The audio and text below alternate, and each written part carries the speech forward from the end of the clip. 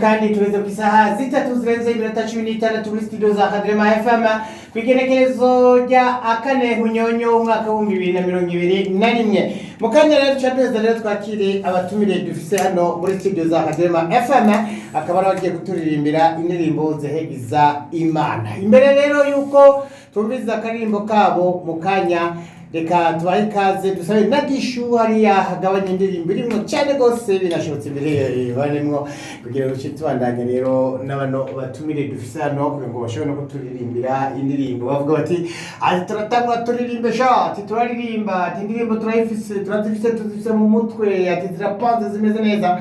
Nuko rero nibo twashimye kuno musi dukorana kwera ririmbye indirimbo zihagiza Imana zitari nke kandi ziryoshe zimeze neza. Natevye reka maze mpe ikaze Eric. Namahoro ka Eric. Namahoro cyane. Uri kurumva ngo ibyago biri imbere nyene data ariko nakacaza mbekini ngo Inje kibaze nyine kibaze bijara cyo. Iyo baze ni yande Eric. Ni Eric. Ni Eric. Ya. Turi kumwe na Happy nawe burya ntibwaramutse abantu Happy iramutse ikora twumva. Baramugije bose aho bari hose. Bigenda neza. Bashima Imana. Ego nuko rero maze imisi ndiko nababwiye ko no mugwi utoroshe na gato kabugizwe n'umuryango uriko navyumva urumva ko umuryango ariko gusa abantu ntibamenya neza tu umuryango umeze gute. Happy ni mudamu wa Eric no kuvuga ni Happy na Eric hama family no kuvuga n'umuryango wa Happy na Eric. Mugabo cyashiramo n'abandi ntibashimye biga kugira by'umugore n'umugabo gusa bashima no gushiramo abandi nk'undi arimo atari umugore cyane ari umusore cyangwa umusore Senior ni senior. Ego nuko rero nico bisigura Happy Eric senior no kuvuga yuko harimo abasenior akaba umugore n'umugabo. Nuko rero ariko rero nababwiye kare tugitangura ati bafise indirimbo ishushe cyane baza kuturirimbira bo bararirimba batagira kita Esrimantara bagendana mu muhogo. Reka tubaha akanya rero mu bumvise gabanya Kuri sinose cyage gukundwa n'abantu bose kiretse ujitse ifaranga navyo ntibikunda aho uzohurumbirwa n'abantu benshi kuko benshi umutima uri kw'ifaranga. Reka kwitonesha kw'isi kuko isi nta mugenzi igira. Erega nese kiri nga isi yaramwase bamubambata cyaha yarafise. Erega isi duhenesha amafaranga ni nayo mizi y'ibibi byose. Nimbusha kakuba umutajuru urabumbwa na duke uronka hama wige kwisigaririza kuko turi mu icumbi hama ubumwe n'utufise ushimira Imana yatuguhaye kuko kugurana no gusaba bigabanya icubahiro inshuti zawe zose ziguha. None nawe witeze gukundwa n'abisi kandi bahemuka. Reka kuvuga ngo ufise abiwanyu na Yesu ubwiwe yahemukiwe n'abiwabo. None nawe witeze gukundwa n'abisi kandi bahemuka. Reka kuvuga ngo ufise abiwanyu na Yesu ubwiwe yahemukiwe n'abiwabo. Isi bagenzi igeze habi aho wumva umengo ubwira umugenzi wawe ikiringo mugereza ko gukundana kuko abantu basigaye bahindagurika kujya kw'ibihe, kuko naho yobuwe wanyu araguhinduka agasiga ababaje umutima wawe. Ariko ikinejeje nuko dufise inshuti y'ukuri dushobora gutura ibibazo byose, naho bishika isi ikaduhemukira, Yesu yarabidutsindiye. Hari igihe kizoza duhozwa amarira twaririye mw'iyi si mbi, uko kwama twangana n'abageza ataco dupfa, ibyo byose tuzoba tubiseseye. None nawe witeze gukundwa n'ab'isi kandi bahemuka, reka kuvuga ngo ufise abiwanyu na Yesu ubwiwe yahemukiwe n'abiwabo. None nawe witeze gukundwa n'ab'isi kandi bahemuka, reka kuvuga ngo ufise abiwanyu na Yesu ubwiwe yahemukiwe n'abiwabo. None nawe witeze gukundwa n'ab'isi kandi bahemuka,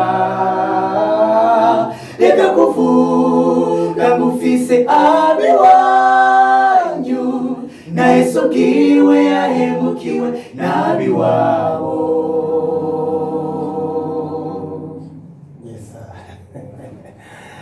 Akaririmbo kameze neza cyane rwose. Ngo kitwa gute ka Happy? Diretse ucitse ifaranga. Nabyo ndikunda. Kumurikira yo ifaranga.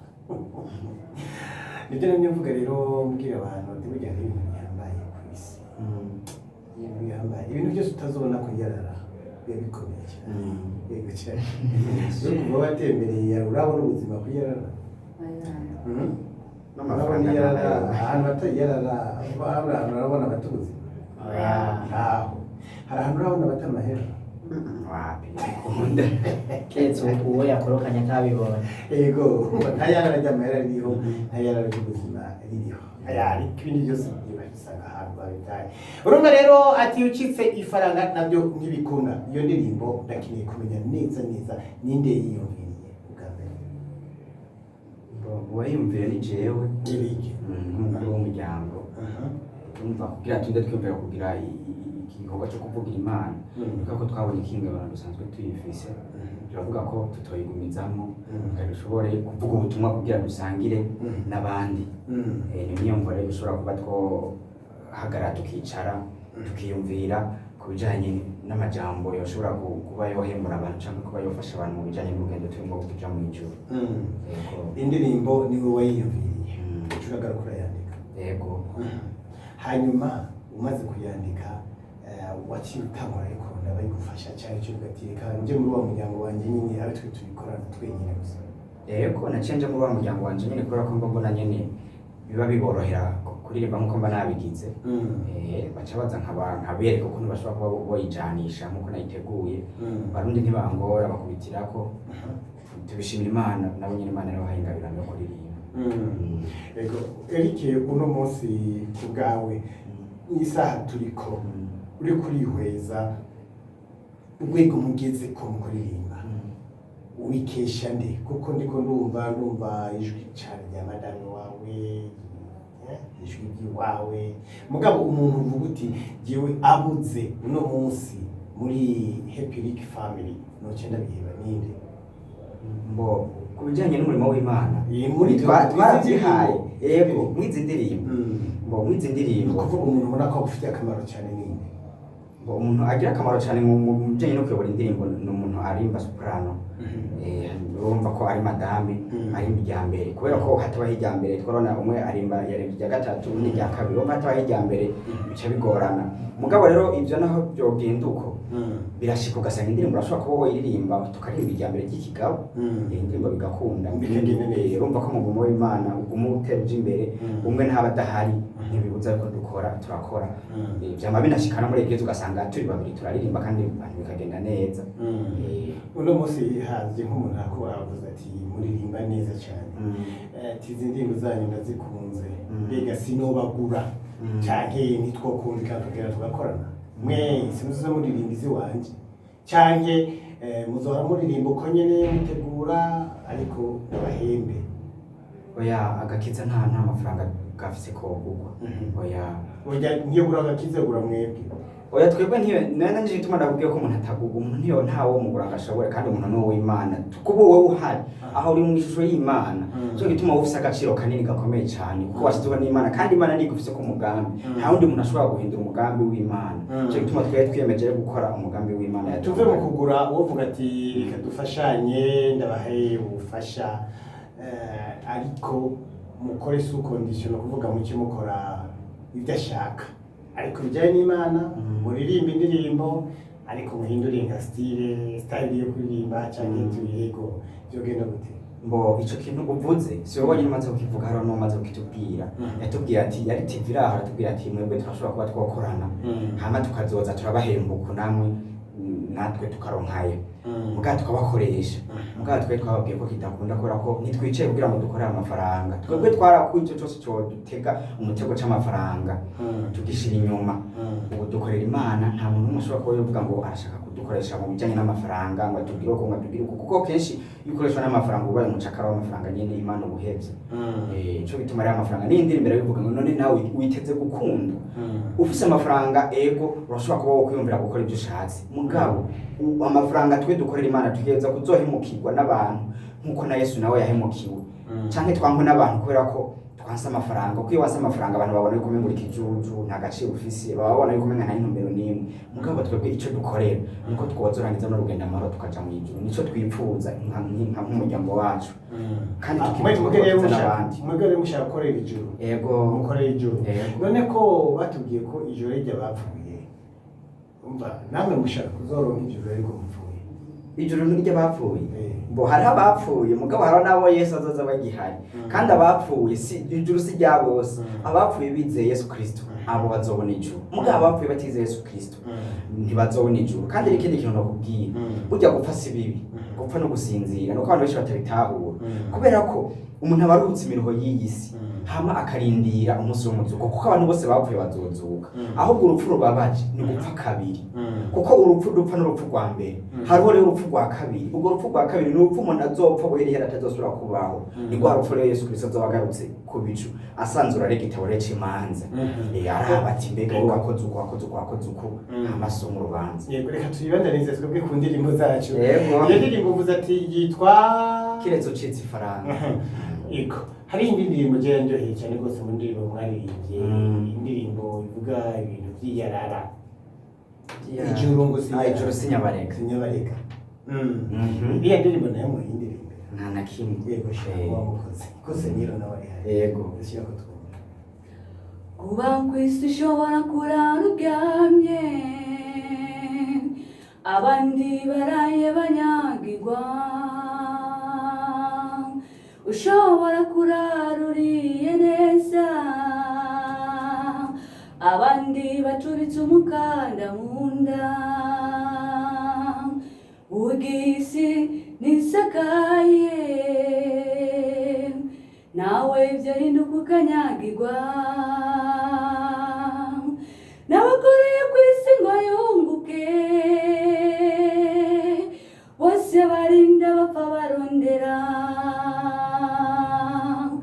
ugisi ihemba zero nta muhinga n'umwe wo kuyibako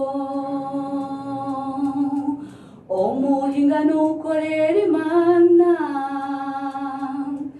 akareka guhahamira iby'isi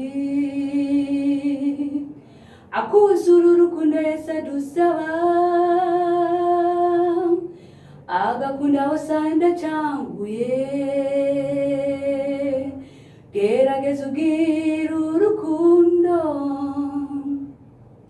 udafise urukundo ntazobona Imana ijuru dukorera sinyabarega Imana izove guhindira y'uwari we wese utarikoreye witega umuriro tubashe Imana ngo turasenga ijuru dukorera sinyabarega utarikoreye witega umuriro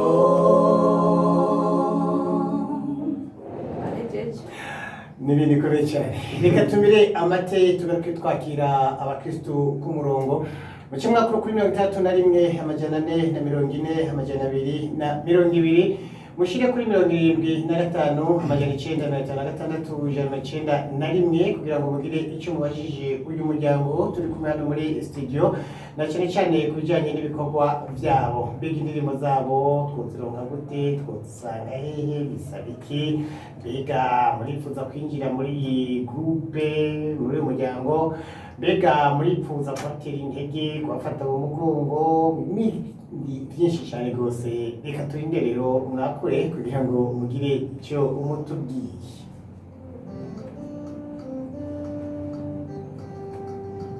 ariko kandi rero tubandanya n'ikiganiro umukristo yamaze gushaka umurongo alo amaro nshuti yanjye mbega tuvugana na twakwiye ari hehe Teddy Afro Dori ari ngaho na Ndarasa na Saidi yego uramutse abatumire none ye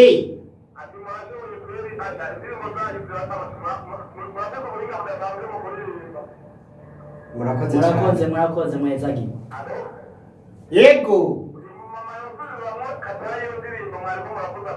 yego nukuri ngo musubiriremo yo umviriza kuba kwisi ushobora kurara uryamye abandi baraye banyagirwa ushobora kurara uriye neza abandi bacubitse umukanda mu nda ugisi ndisakaye nawe ibyo hinduka ukanyagirwa nawe ukoreye ku isi ngo yunguke bose barinda bapfa barondera bogisi ihemba sero nta muhinga n'umwe wo kuyibako umuhinga n'ukorera Imana akareka guhahamira iby'isi akuzura urukundo Yesu adusaba agakunda abasanda canguye gerageza ubwira urukundo udafise urukundo ntazobona Imana ijuru dukorera sinyabarega Imana izove guhindira y'uwari we wese utarikoreye witega umuriro tubashe Imana ngo turasenga ijuru dukorera sinyabarega utarikoreye witega umuriro geza yo ni Hepirike family alo amaro nshuti yanjye tubana twakwiye ari hehe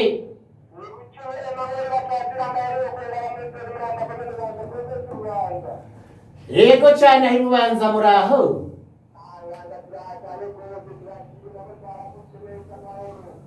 gira icyo ubwiye ni ukuri kw'Imana babaririmbyi wa gira icyo ubabwiye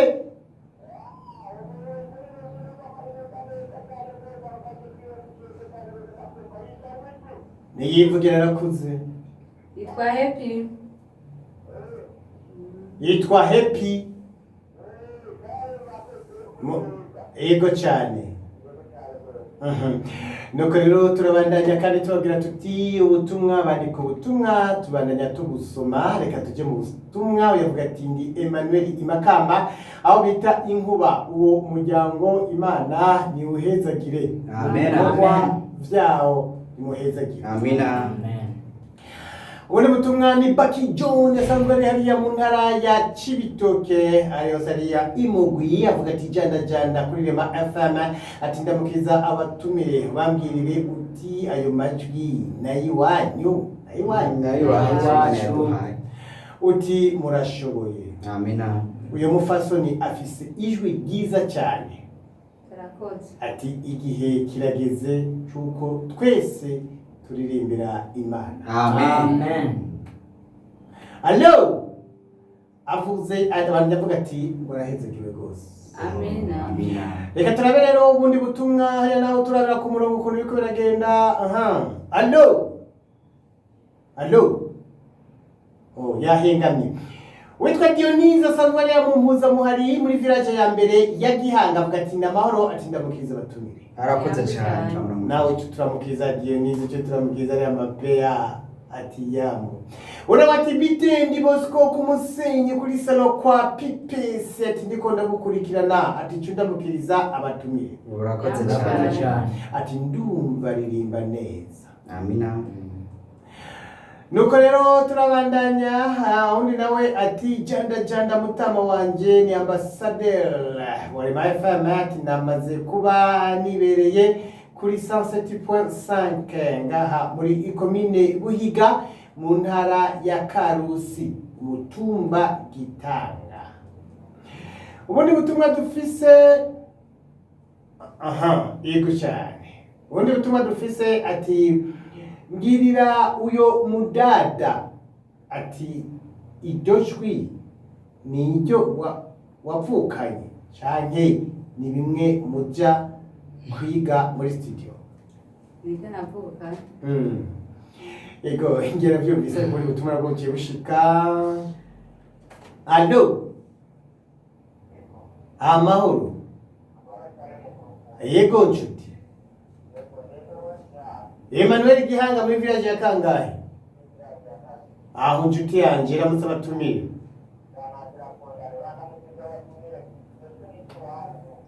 Ngiyago cyane. Turakuramukije cyane. Mukomere. Nawe Imana iguhezagiye. Ndabona amatelefone hariya ku macana cyane ko ariko mukurinde yuko hariho uwakura. Reka tumara dusome ubutumwa bwa Eric Batazira Ruhuri ari hariya Igihanga. Avuga ati ndakuramukije Kambembe, abatumire banjanye muri Mpembo. Amina. Urakoze cyane. Ahezagirwe rwose.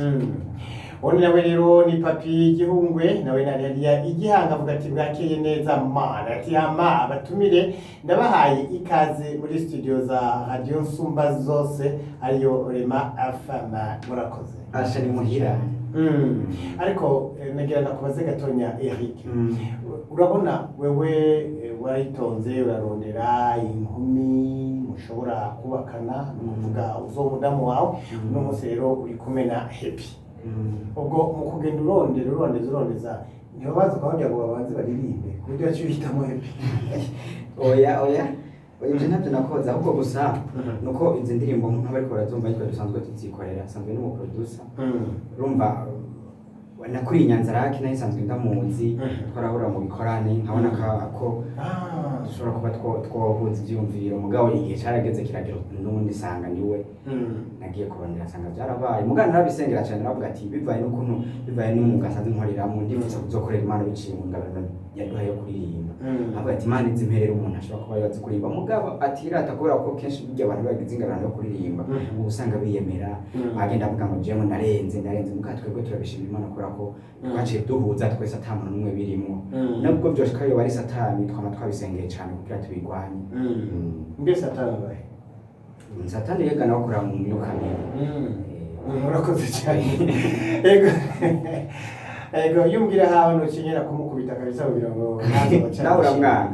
ndabanga cyane ndakanga kuko nanjye nambaye ibintu byinshi cyane rwose nuko reka rero tubandanye n'ikiganiro turabihaga ku murongo wa telefone uko biriko biragenda ariko kandi twanaye tubabwira ko dusigaranye iminota 5 gusa ngo dushobore kurangiza kino kiganiro ariko tubwire nta gashasha cyangwa igishasha mugiye kutuzanira yo gishasha rero kiriho bo nkuko ku 12 twarabateguriye concert bo iyo concert izobera mu Ngagara ku ishyamba ry'Abadventiste umunsi w'indwi aho dusanzwe dusengera bo iyo concert izobera mu Ngagara nasubiyamo izobera mu Ngagara ku ishyamba ry'Abadventiste umunsi w'indwi aho dusanzwe dusengera iyo concert izaba mu ku 12 tariki 18 tubaye turabatumira abantu bose yego kugera ku 12 tugiye kwinjiramo turabatumira abantu bose n'abakora nka muri FM tutogenda nawe mu kurukuru tukagenda DJ hariya ngivyo na dishu yego na dishu azobe yahigereye n'abantu bose bariko baratwumviriza turabatumiye niho rero tuzoririmba indirimbo nyinshi ko tuba dushira album yacu ku mugaragaro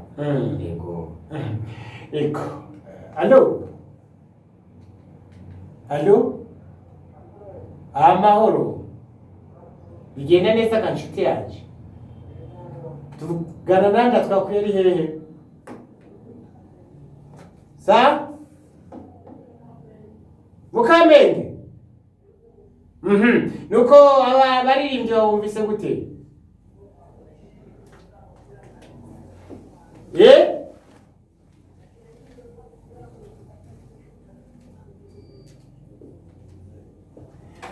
indirimbo zacu arashobora kuba yozironka uja muri YouTube ukandika Epic Family Senior indirimbo zacu tuzironka mwene data mugabo natwe tubanga hani hafi mu Kamenge inimero uvuza ka nimero aha yego nuko nibaza yuko agiye kuri YouTube byofashe cyane acha simbira kuri YouTube akandika Epic Family Senior acha wari indirimbo zacu zose aho twahereye hose ubundi nawe ni Prote mu Gatumba avuga ati amahoro ati ndanezerewe cyane nabo batuye barakoze cyane bakoze yego undi nawe ni Eric Ruburi nyana asubira kwandika avuze ati mubaze kwinjira nangahe niyo concert oya kwinjira ni kuri gusa twe twabwiye ko ubutumwa tutagandaza gusa tuba dufite intumbero yo kugira dushikire inyubako kuko dusengera hararangaye yego ubona bati bite ati nitwa Vital Musigati ati ndamukiza batumire ati murashoboye turakoze cyane yego turabandanya turyoherwa reka twumve ndi mu Kristo hariya nibaza ko wa nyuma yego ndabwakiriye inshuti yaje yangu cyane turakumva turashima Imana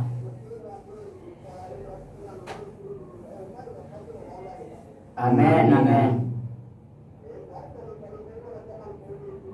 yego igihanga yego cyane mugire ibihe byiza inshuti yacu turamukiza batazira Musigati